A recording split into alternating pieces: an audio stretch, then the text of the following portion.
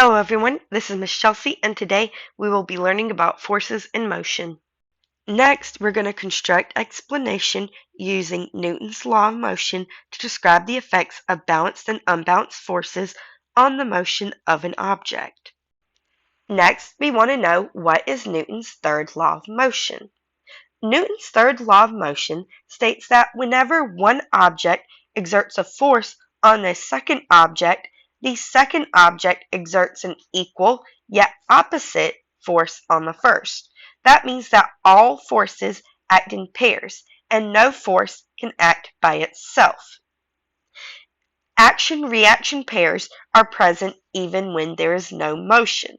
Let's look at an example.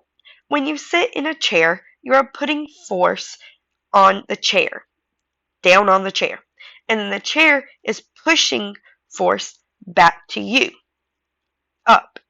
Your force is the action, and the chair's force is the reaction.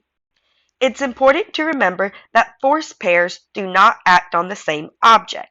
So when you swim, your hands exert a force on the water, and the water exerts a force on your hand.